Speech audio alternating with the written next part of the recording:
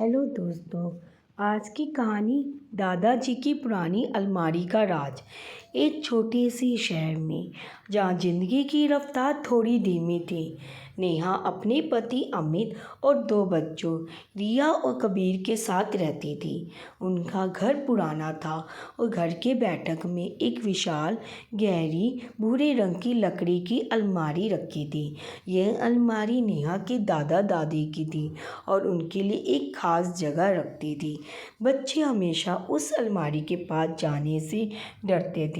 उन्हें लगता था कि उसमें कोई भूत रहता है या वह किसी रहस्यमयी दुनिया का दरवाजा है।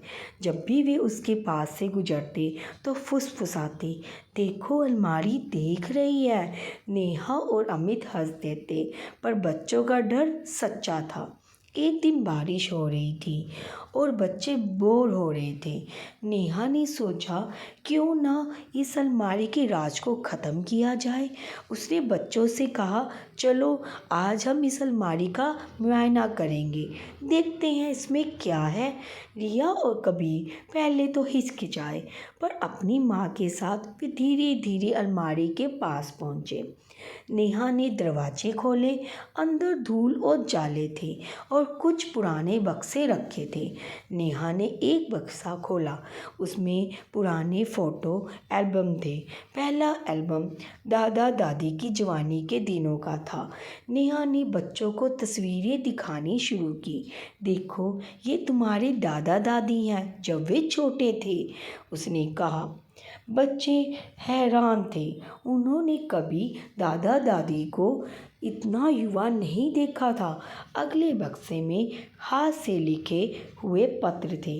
ये पत्र नेहा के दादा ने दादी को लिखे थे, पर जब वे एक दूसरे से दूर थे। नेहा ने एक पत्र पढ़ना शुरू किया। उसमें लिखा था, प्रिय श्यामा, तुम्हारी याद बहुत आती है। उम्मीद है जल्द ही तुम्हें देख पाऊंगा। तुम्हारा प्रेम, राम। जैसे जैसे नेहा पत्र पढ़ती गई, बच्चों की आंखें खुलती गई। उन्हें पता चला कि उनके दादा दादी की प्रेम कहानी कितनी खूबसूरत थी। दादी कैसे दादा के इंतज़ार में रहती थी और दादा कैसे हर हफ्ते उनके लिए पत्र लिखते थे।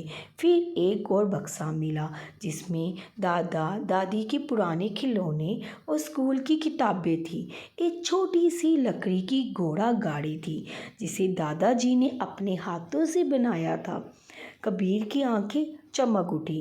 रिया को दादाजी की एक पुरानी कहानी की किताब मिली, जिसमें उन्होंने बचपन में तस्वीरें बनाई थी। शाम होते होते पूरी बैठक पुराने फोटोग्राफ्स, पत्रों और बच्चों के खिलौनों से भर गई थी। बच्चे अब उस अलमारी से डर नहीं रहे थे, बल्कि उसे प्यार भरी नज़रों से देख रहे थे। उन्हें एहसास हुआ कि यह सिर्फ एक अलमारी नहीं थी, बल्कि उनके परिवार की यादों और कहानियों का खजाना थी। उस दिन के बाद जब भी बच्चे अलमारी के पास से गुजरते तो वे फुसफुसाते, देखो अलमारी हमारी कहानियाँ सुना रही है। आपको ये कहानी कैसी लगी, प्लीज़ कमेंट बॉक्स में ज़रूर बताइएगा और चैनल को लाइक और सब्सक्राइब ज़रूर कीजिएगा। धन्यवाद।